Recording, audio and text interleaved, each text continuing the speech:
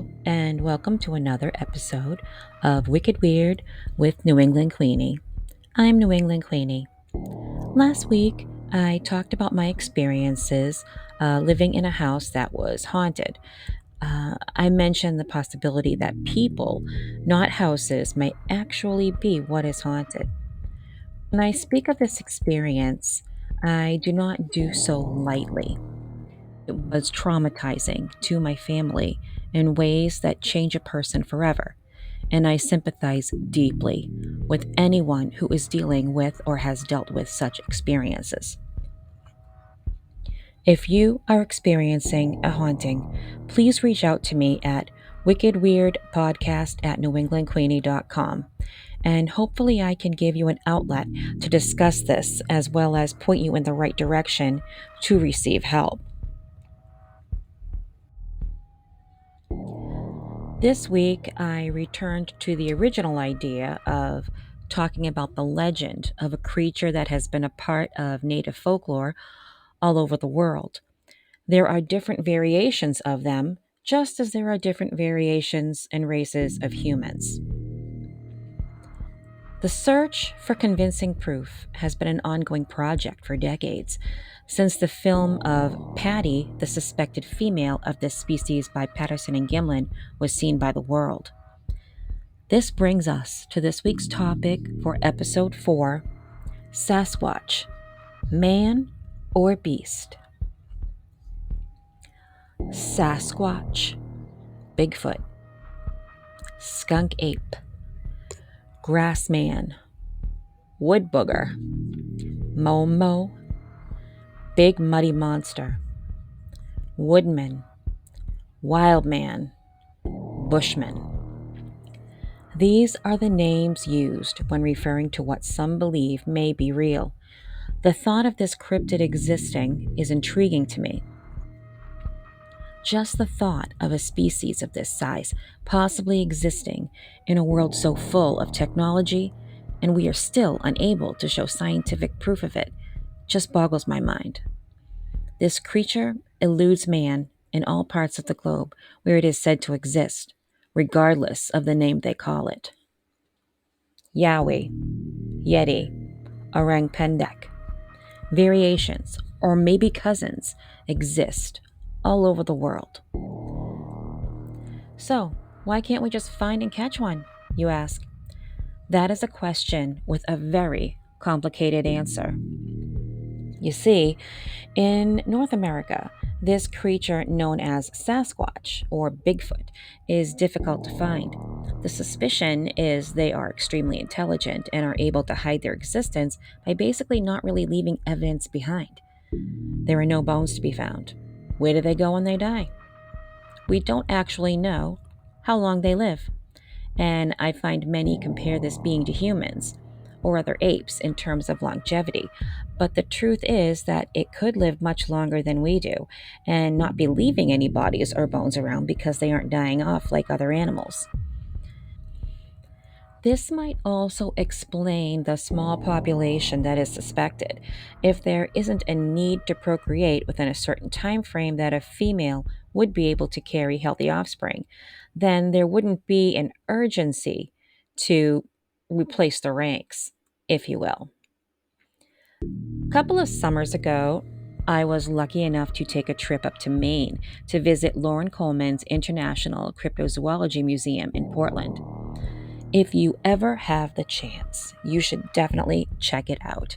I had never experienced seeing physical evidence in person before, and to see casts of footprints up close is really amazing. You hear about these casts and you see them in documentaries, online, or in books, but nothing compares to seeing it in person. It gives the idea of there being Bigfoot hiding in the forests and mountains a reality. Several of the casts had obvious dermal ridges, so it's almost like we weren't grasping what is actually there. There is physical evidence right in front of us. Skeptics will dismiss evidence that is less than a physical dead or alive Bigfoot right in front of them. The legends that have been passed down through native tribes about this wild man have no value to them. These stories had to come from somewhere, and I'm pretty sure a native knows the difference between a bear and an ape. Dr. Jeff Moldrum, a professor of anatomy and anthropology in the Department of Biological Sciences at Idaho State University, is an expert on foot morphology and locomotion in primates. He has written many academic papers on the evolution of bipedal locomotion that led to what we have now as humans. He has written about the Sasquatch and has examined casts in the attempt to verify if what he is seeing is a hoax or the real thing. He has deemed certain evidence as hoaxes, so it isn't like he is walking in, looking at casts, and believing everyone is real. He does believe there may be a North American primate species thriving, although hidden, and has pointed out the details in these footprint casts that show the ridges as well as a completely different structure to the foot than humans have. Because of this difference, the stride of one of these primates is not only long, it is also bent knee constantly, a feature that has been noticed in some videos that have emerged over the years. So, let's get into some suspected defenses that these primates have. Cloaking. On many occasions, someone has stumbled upon a Sasquatch, and as they may reach for their phone or camera, it disappears. It hasn't made a beeline up the mountain or run off at the speed of light. It just disappears. Remember that movie Predator starring Arnold Schwarzenegger? That cloaking the Predator has to hide in plain sight. Basically, you could be staring right at one, but not see anything. There was an episode of Finding Bigfoot, I believe, that caught this phenomena on camera accidentally in a cave. It slightly bent the light, kind of like the way hot pavement can make things look like they are distorted. Stench. They stink. They smell like hot garbage and skunk rolled in feces. This smell is so bad, it can make you gag if you don't expect it. Some researchers think this is an odor they release when they want to keep someone or something away, the same way a skunk sprays for defense. It isn't hard to understand why in some areas it is called a skunk ape. Telepathy. I know you are probably thinking this is as crazy as the idea of cloaking, but it is something that has been talked about going on all the way back in history. They can use it to instill fear, to keep someone away. They can communicate with each other using this as well. Some Squatches will sit and meditate and try to connect to the Sasquatch in an attempt to invite him closer. Even when this actually works, the photos or films still seem to be fuzzy or glitchy, most likely as part of their cloaking. Their size and strength cannot be overlooked. At 7 to 10 feet tall or more, these beings could make any one of us run the other way. I don't know about you, but as much as I want to see a Sasquatch, I am petrified of what could happen. I'd like to think they are peaceful, but with the way they are hunted, I wouldn't blame them if they hated us. So what is a Bigfoot really? Until we can gather DNA from one either in captivity or on a dissecting table, we won't really know that answer. It would be difficult to just classify this cryptid as just an ape. Like humans, they seem to be able to build things like shelters and create massive tree structures. The vocalizations that have been recorded by researchers aren't just whoops and howls. When analyzed, some of the vocalizations sound like talking and they are speaking words, although it seems they speak very fast. Twice as fast as human speech, as a matter of fact. Linguists have found they sometimes incorporate what sounds like Spanish or English words in their communications with each other. They have been seen and recorded on film walking on two legs as recently as within the last month, making them bipedal. It's easy for the scientific community to question their existence and require a body when they haven't actually looked into the eyes of a Sasquatch. When campers, hikers, or researchers come across Bigfoot, if they are lucky enough to get a glimpse of his face, it appears human like. Instead of the flatter face of an ape, like the gorilla or orangutan, their nose is structured more like a human. Sometimes it is wide and more flat than others, but it still looks very human. It can be emotional for someone to have a sighting. It can feel more like seeing a primitive species from a time before modern man, or looking at another human being who was often referred to as the wild man by some native tribes. So it can build things. It seems to have a language. It's bipedal and has a human like face. But as of right now, they are considered a cryptid. But it is much more than just an imagined being. I think they are a type of primate that either developed on a parallel line of evolution or are just a different race of human. Yes, you heard that right. I think they could be a race of humans that has survived in a simple life. It's not like we haven't seen humans who have full body hair from head to toe. Hypertrichosis is a condition that causes extensive hair growth all over the body. I'm sure you have seen one or two images of what this looks like.